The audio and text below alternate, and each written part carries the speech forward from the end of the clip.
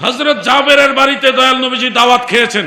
মাদারুন নবুয়তের মধ্যে উল্লেখ 1000 প্লাস মাইনাস সাহাবী, তারা সবাই দাওয়াত খাওয়া শেষ। খাসির গোশত বা ছাগলের গোশত বা ভেড়া, বকরি বা বকরা, সেই গোশত খাওয়ার পরে কিছু হাড় হাড্ডি এগুলি জমিনে পড়ে আছে। নবীজি বলেন, জাবের, ও জাবের, তুমি একটা কাজ করে হাড় হাড্ডিগুলি এক জায়গায় জমা করো। তিনি সবগুলি হাড় হাড্ডি এক জায়গায় জমা করলেন। দয়াল নবীজি সেই হাড় হাড্ডিগুলোর মধ্যে হাত মোবারক রেখে কি যেন দোয়া করলেন। আল্লাহর হাবিব হাত মোবারক সরাইবার সাথে সাথে হাড্ডি থেকে তাজা বকরি জিন্দা হয়ে দাঁড়ায় গেছে। এগুলি নবীজির মুজিজা। তুমি বলবা আমার মতো, তোমার মতো নবী? আরে বোকা, আমার নবীর মতো কোন নবীও না। সুবহানাল্লাহ বলেন। এই বিশ্ব জুড়ে ঘুরে, এই সারা জাহান ঘুরে, যার জোড়া পাবে না আমার নবীর মতো আর নবী পাবে না। আমার নবীর মতো আর নবী পাবে না। আল্লাহুম্মা সাল্লি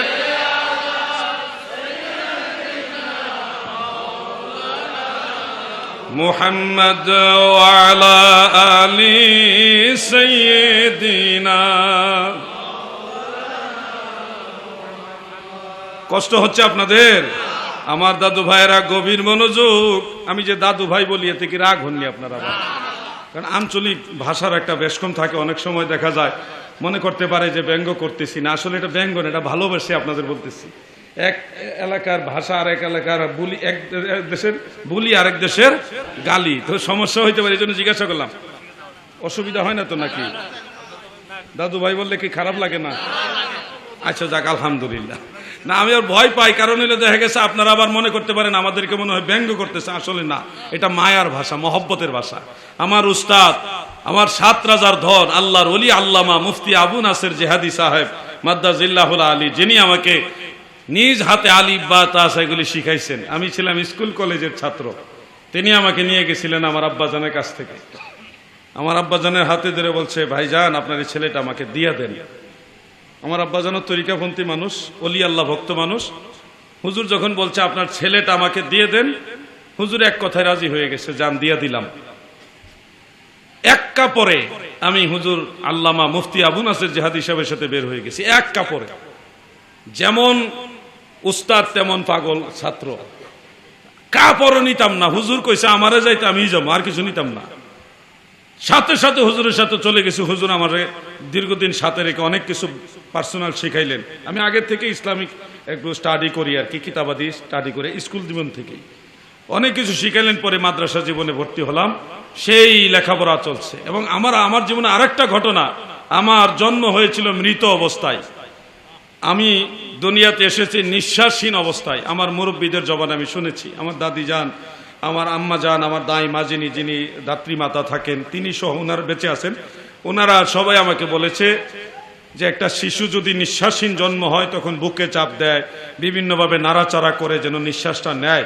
এই ধরনের অনেক চেষ্টা আমার মুরব্বীরা করছে, কিন্তু বেশ অনেক সময় চলে গেছে, কিন্তু নিঃশ্বাস আর নেইনি, নিঃশ্বাস আর আসেনি।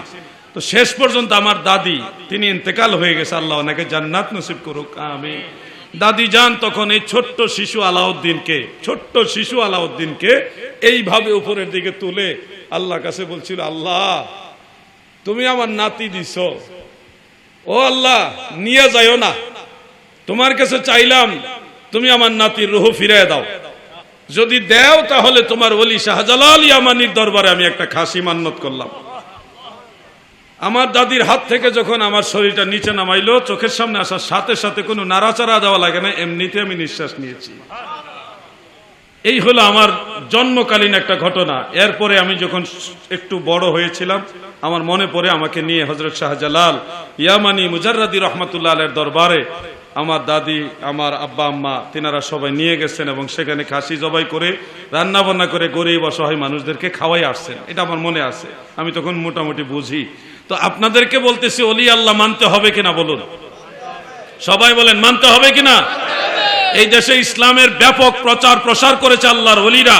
সেই আল্লাহর ওলিদের সম্পর্কে কারো যদি নেগেটিভ ধারণা থাকে তাহলে বুঝে নিতে হবে তার মধ্যে সঠিক ইসলাম আসে নাই। প্রিয় ভাই আমার, বন্ধুরা আমার, ফিতনার যুগ এমন একটা ভয়ানক যুগ, আল্লাহর ওলিদের সোহবতে যারা নাই তাদের মধ্যে মানবিকতাও নাই, তেমন কোনো দয়া মায়াও নাই। ওলি আল্লাহর দরবারে যাও গো, যায়া দেখো নবীর প্রেমে কান্দে।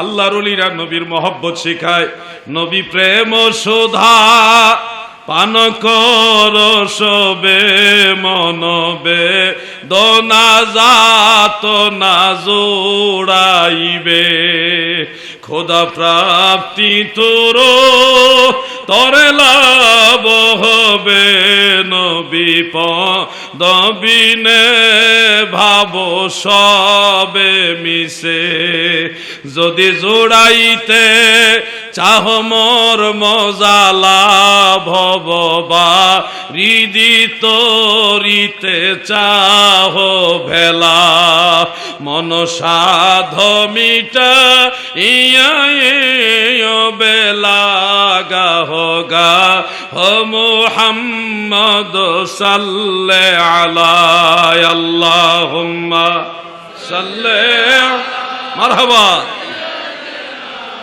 মাওলানা মুহাম্মদ ওয়া আলা।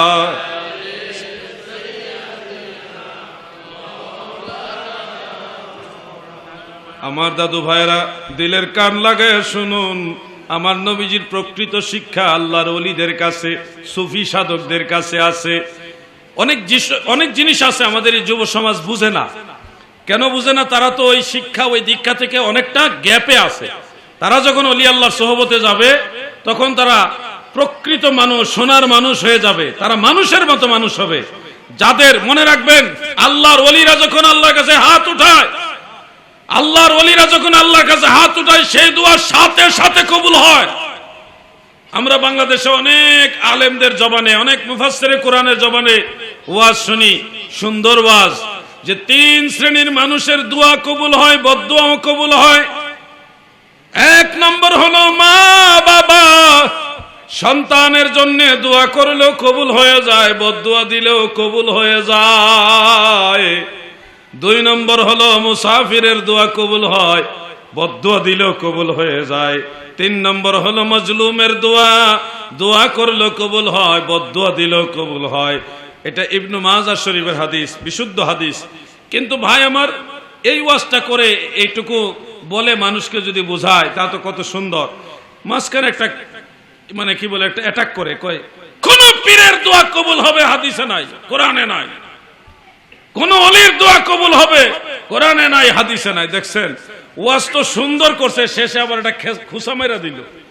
আমি আপনাদের বলছি, মা বাবার দোয়া কবুল হয় সঠিক, মুসাফিরের দোয়া কবুল হয় সঠিক, মজলুমের দোয়া কবুল হয় সঠিক, ঠিক তেমনি ভাবে আল্লাহর ওলিরাও দোয়া করলে কবুল হয়, ওইটাও ঠিক।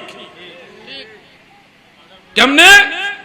সহিহ বুখারী আল মুজাল্লাদুস সানি 963 পৃষ্ঠা, দ্বিতীয় খণ্ড 963 নম্বর পৃষ্ঠার মধ্যে হাদিসে কুদসি উল্লেখ রয়েছে, হযরত আবু হুরায়রা থেকে বর্ণিত লম্বা হাদিস, যেটা শুরুটা হলো মান আদা লি ওয়ালিয়ান ফাকাদ আযানতুহু বিল হারব। এই হাদিসের শেষে আল্লাহ তাআলা বলেন, এর হাদিসে কুদসি, ওয়া ইন সালানি লাউতিয়ান্নাহু, আমার ওলি যদি আমার কাছে কিছু চায়, চাওয়ার সাথে সাথে আমি আল্লাহ দিয়ে দেই। সুবহানাল্লাহ বলে। এই ওয়াজটা কিন্তু তারা করে না। মাওলানা মুফতি ফখরুদ্দিন আল কাদেরী সাহেব বলছে, কত ওয়াজ শুনি কিন্তু ইমাম হাসান, ইমাম হুসাইনের ওয়াজ শুনি না। কথা ঠিক আছে না ভাই? আমার ওনার সাথে আরেকটা কথা সংযোগ করে দেই, আমরা কত